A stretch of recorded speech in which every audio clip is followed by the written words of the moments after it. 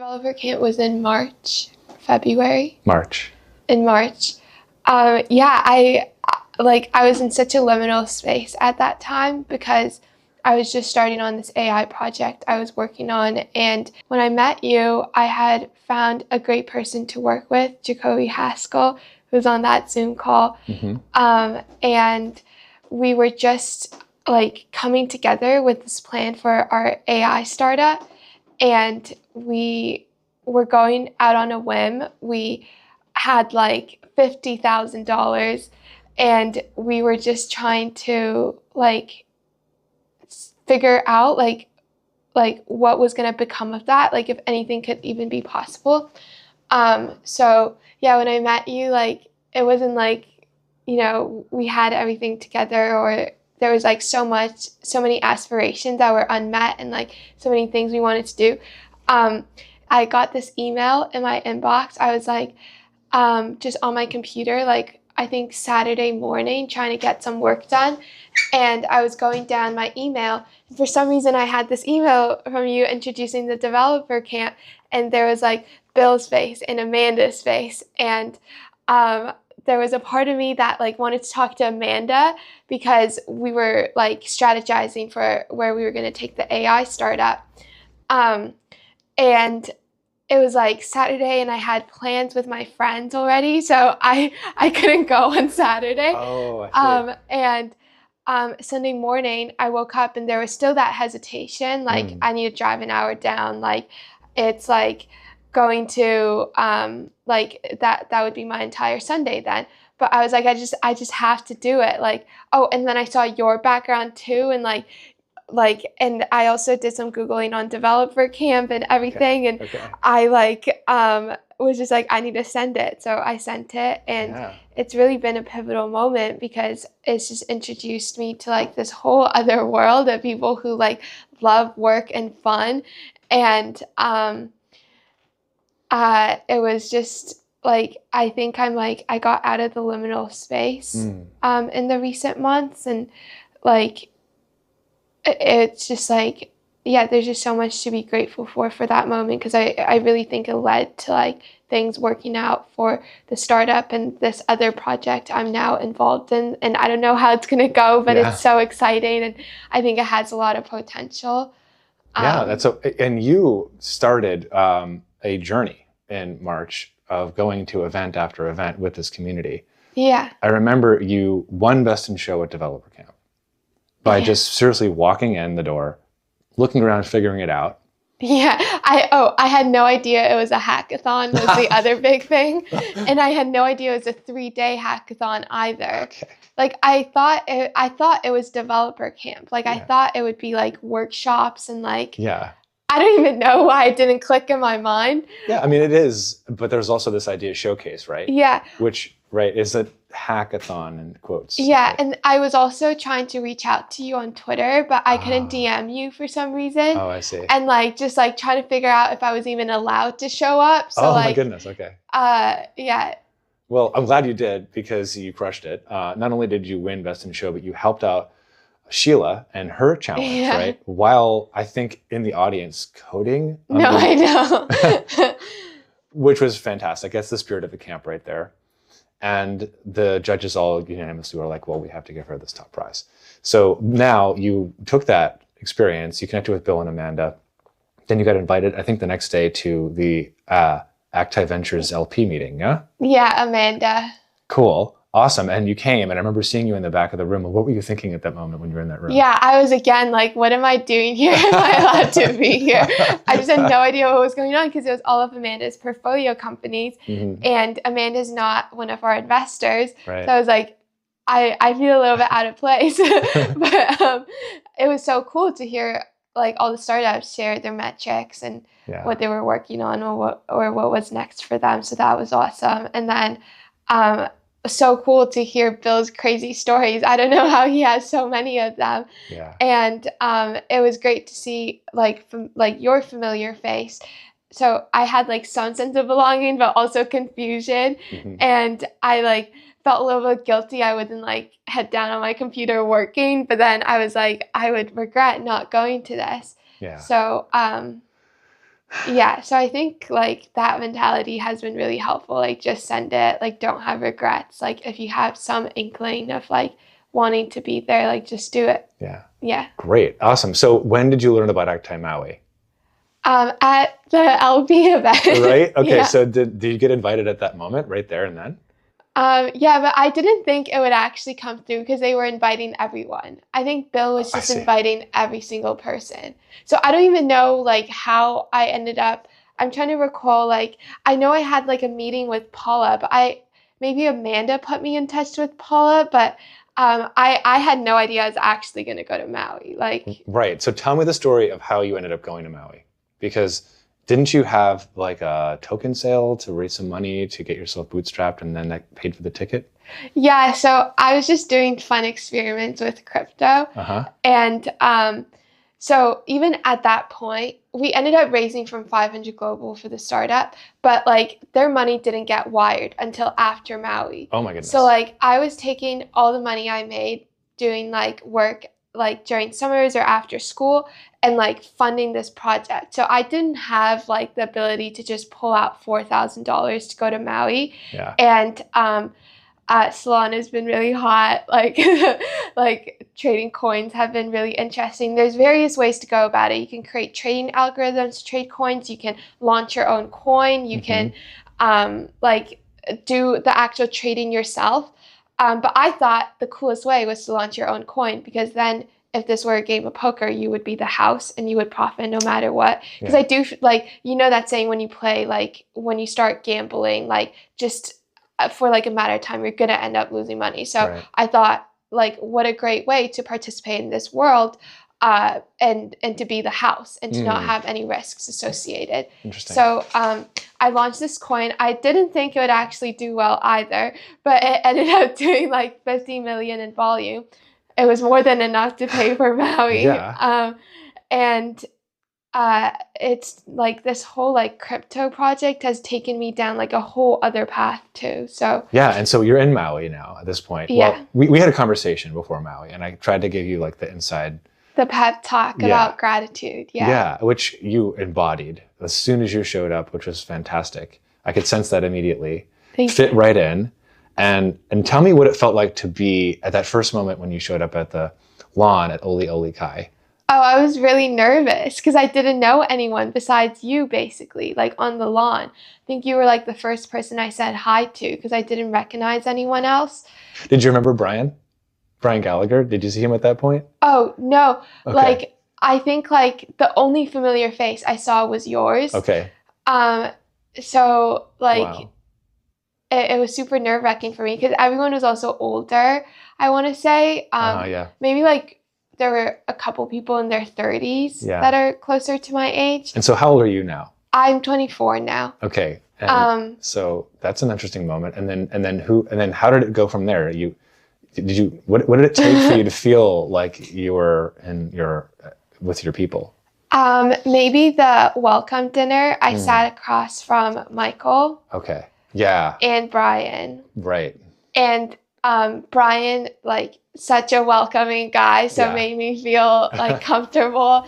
And then Michael was my age, and we got talking about his time at Berkeley. And I don't remember meeting Michael that first night. So when I saw you two together the next day, and you were like on stage announcing the project, it was a complete surprise to me. And okay, all of a sudden she's doing it, and all of a sudden she's like Bill's on the inside with Bill's passion about conservation. Tell me how the idea of the reef token came about. Yeah, I actually have to credit it all to Paula and Bill. Wow. Because I was sitting at a table one morning before talks, and Brett's like, teach me how to launch a token. So I'm showing him what I did to launch the token. Okay, and great. Bill comes up and he gets more interested in launching a token. Yeah. And Paula comes up and she's like, we're like on this high table. Paula like crouches like beside us and she's like, hey, like, can we do this for Maui Reefs?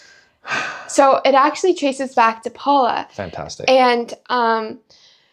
And Bill like I guess he scales everything. It's like, this is such a scalable thing. We can do this for many more nonprofits. Yeah. So, yeah, For a moment, explain how the token works for folks. Yeah, so we use this protocol that allows you to collect 1% trading fee on all transaction volume. And basically, that means if someone puts in like $10 to buy some token supply, you get 1% of the $10. But often people would put like $10,000. And at scale, even like someone who puts in like $2, like that ends up being a lot. It's kind of like in the public market, people doing trades.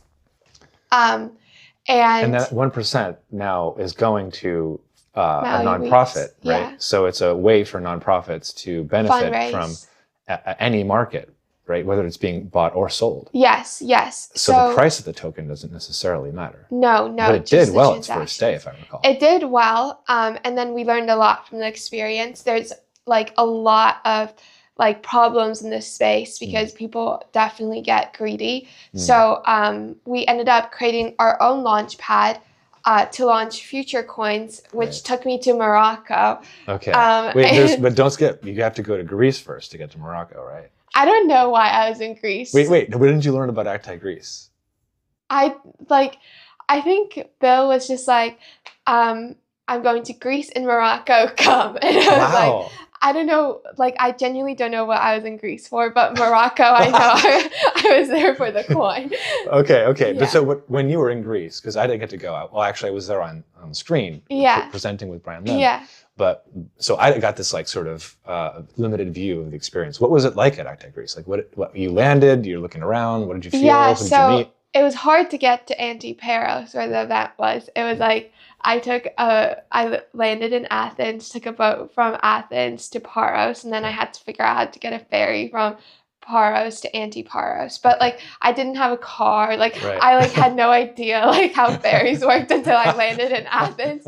So I like got off my ferry and I see the sign that goes like €5 for not, it wasn't like the big boat, it was like some random like small side quest boat. Okay. And I bumped into Gemma, and Gemma and I make our way to Antiparos. But it was super cool. Like, Gemma being the first person I met was so cool because she's also such a power woman. Oh my goodness. It was just like so inspiring to like hear her talk about her journey and like her story of getting to Necker Island. Like that was another, like, I have an inkling to go, like, I'm just going to send it. Yeah. Like, her company, she was saying, was at $70K and she spent $50K on that plane ticket. Like, that's a really high risk thing to do. But like, the rewards of going to Necker Island can't even compare to like what she had spent. And like, it's like, just like another like story to be inspired by. I like the idea of like, if there's a will, there's a way. And like, that story is really inspiring. So you kind of willed yourself to Greece, got on this ferry, ended up talking with probably the best person to get inspired, Gemma Green, CEO, founder of Power Ledger, like a huge force. Another one of these great stories. And then you're at the event, right? Yes. And you're probably looking around going, okay, who else do I know here? And so who else do you recognize when you were there? Like Bill and Amanda. And that was everyone else was new, right? Yeah. Did you meet Lars? Yeah, I did, but I didn't speak to him too much. Okay.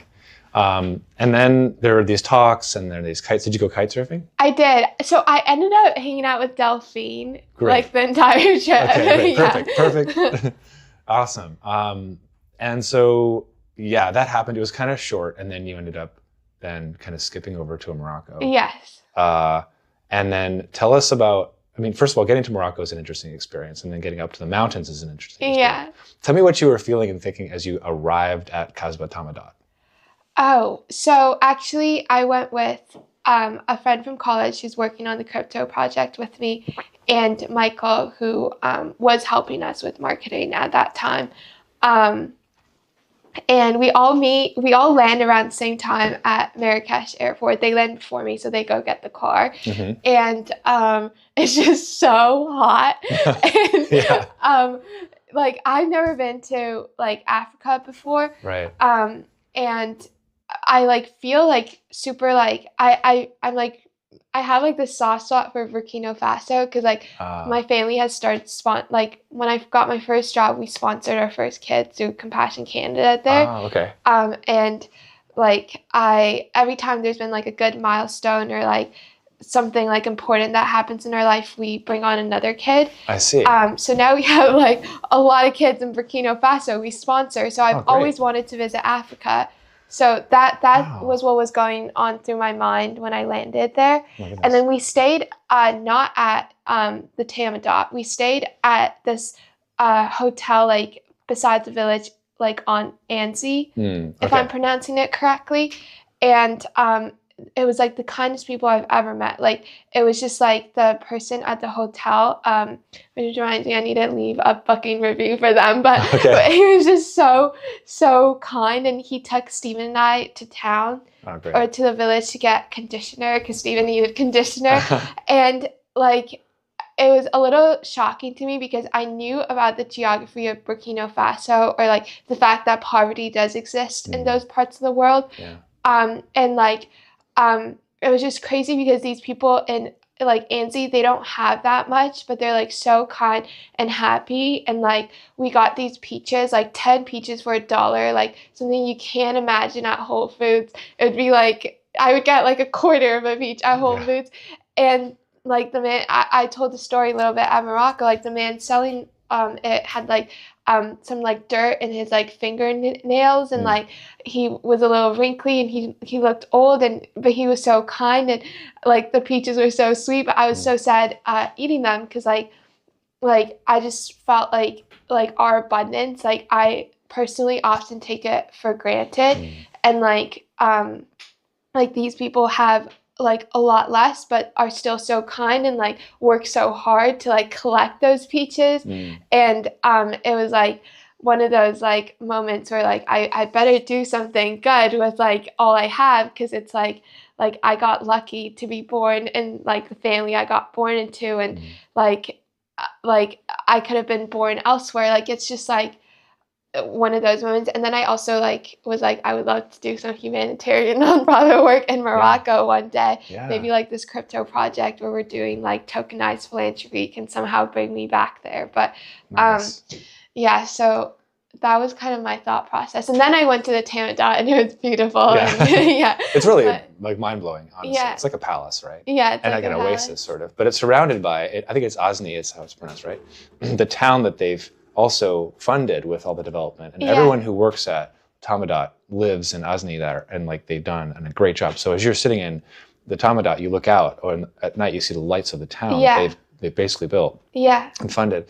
And so everyone there is super kind and happy to be there, and they're very gracious, and it was inspiring to me too to feel that community. Like I can't like it was shocking to me because it's like I like poured my own water, or went to pour my own water, and someone like rushed over to pour for me, or like when like someone pulls your chair back so you can sit down, like stuff like that. I was just so shook by, because like they don't have to do that. Like I'm like I would be just as happy pouring my own water, but like the little extra ways they go.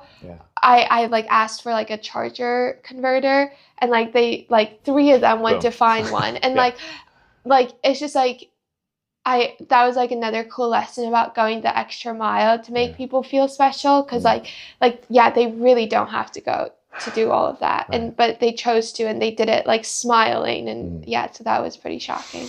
And it was amazing also to be at Richard Branson's spot with Sir Richard Branson himself. So talk about, did you get to meet him? Did you get to play chess with him? I did not play chess with him. I watched him play chess, but yes, I pitched him the project. Great. And what can you talk about his reaction? Well, so he was like down for it. We had permission to launch a coin for his lemurs. He volunteered Planetary Guardians, but maybe that can come down the line. Great. But he really embodied the just do it. I think that's his motto, like screw it, just do it, or something like that. Yeah. Great. Oh, I'm so glad you got that chance. Yeah. And you also spoke in front of the group, and it was well received. And can you talk about anything you learned from speaking in front of both Actai and then Sangha? This is two of Bill's communities that are similar but different in their different geographies and different constituents. What was it like? What did you learn from presenting in Morocco with the Sangha crowd? Yeah. Everyone there was like really open-minded. Like we were a little bit nervous because the space we're entering is like filled with some not so good things of the crypto world. So that's always a worry. Yeah. But like there's that, I mean, that means there's more opportunity for us to like steer it to good or like introduce more good to this space. Yeah. So definitely a little nervous. But it was also just like I was so excited to share about it because like we've been building our own launchpad in like silo in our own like cave for like the past month. So like to actually speak about it was super exciting. And yeah, I mean like it's just crazy that people like listened and like like were open to the space. I am so proud of you and so happy for you Thanks. and grateful that you came to the event in the first place at Developer Camp in March. No, it literally all started at Developer Camp. And like the liminal space I was in, like I don't know if I was like the happy, like there was just so much unrealized at that point. But like really like from that point onwards, like things have gone really uphill. So like it does really trace back to that moment. Yeah. Like with that being said, like Actai does not invest in the startup or it's just like the plans I had, like I've just been given like such greater plans. Like it's just like kind of like oh how little minded like or like it's like the world surprises you with like a lot more than you can ever imagine if you just like try and like have your heart at the right place. So that's pretty cool. 100%. So how can we help you now that you've got this new company you're founding, you've got these initiatives that you have, you're running, I think, several things at once now. Yeah. Tell us about all the things you have in parallel right now. I just have my startup and this crypto project. Okay. And also Reefs. Oh, Reefs is for the nonprofit, so they're running it. Yeah, so they've got that. Yeah. Okay, and they're good. Yeah, they're good. And it's doing well. I mean, yeah. Okay. And then looking ahead, we've got AI Developer Camp coming up in September. Yeah. So you're bringing the team, right? Yeah, I would love to. Yeah, great. Okay, and we'd love to have you speak at the event. Oh, really? Right. So tell some of the story, perhaps. Okay. And inspire the audience, especially people who don't know a lot about the path that's possible here. Yeah. That would be really great. And Jacoby's now moving here. He's already here. He's here. Yeah. Great. And that's how big is your team now? We're at 5 people. Amazing. Yeah. Well, the community is open to you. If you need people, just ask and we'll find help. That's what it's there for. Okay. Yeah, no, that sounds great. I mean, I also learned a lot from the people at that developer camp. So it's just cool to see what people are passionate about working on. Because like someone was building a way to like help with like finding a job and like someone else, like despite my coding while listening, I did capture a lot of the different ideas. And I think if people took it further, like Brian is taking it further, hopefully like whatever we're doing with our startup Oddly, we can like if he needs to automate any workflows, like we can help. Or great. If like we want to use whatever Brian's working. So for a moment, I want the audience to understand Brian and you and how you first met, I think, at Developer Camp. Yeah. And you were head to head for a top prize. I didn't know that, actually. Oh yeah, it was a hard discussion in the back office.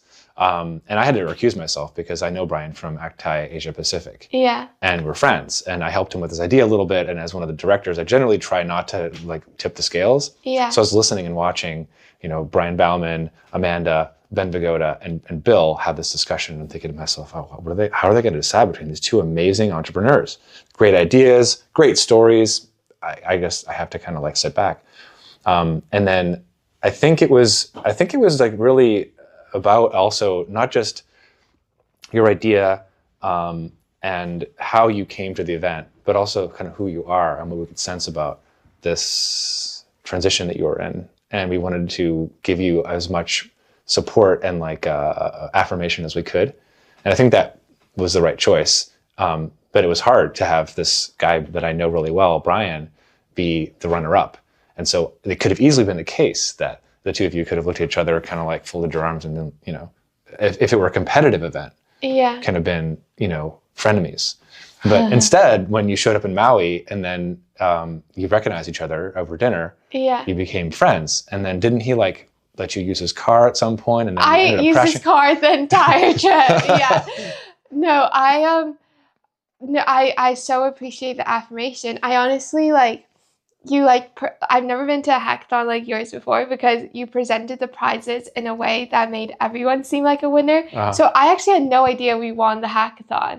I just thought we got like AirPod Pros and Beats and like a Beats pill, and like I genuinely like didn't know who the winner was. Even because I met up with my partner like after, and they were asking me about like how we did, and I was like I'm pretty sure like everyone won. Like there was no like winner here.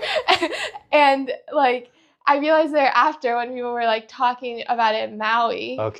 When Brian brought it up, I think actually. But I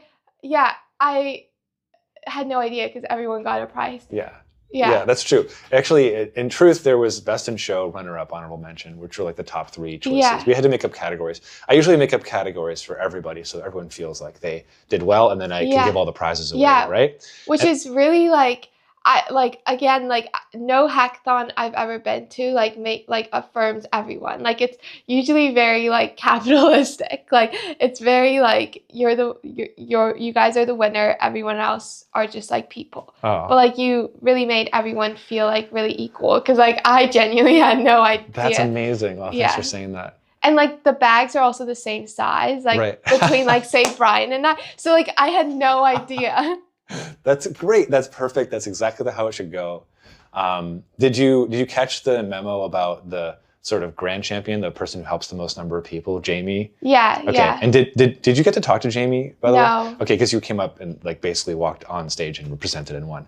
But Jamie was the person who helped the most number of people over the weekend. And because he helped to build the API, right? And so he had to help everybody. But he also was one of those guys who genuinely wants to help. And so if there's a quote unquote like grand champion, it's that person who gets voted by the audience to win.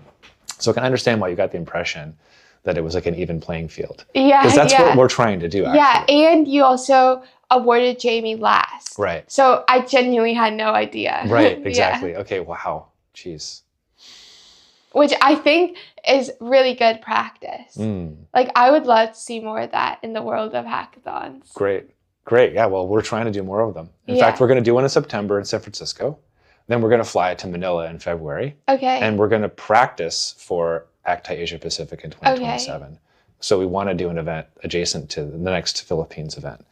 So we'd love to have you out in Manila to come and tell the story and inspire everybody.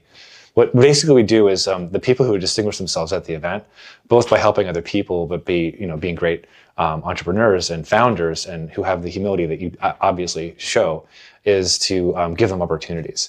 So you get to speak at DevelopChamp, you're an honored alumni, but you also get opportunities to travel with us to the next events that we do.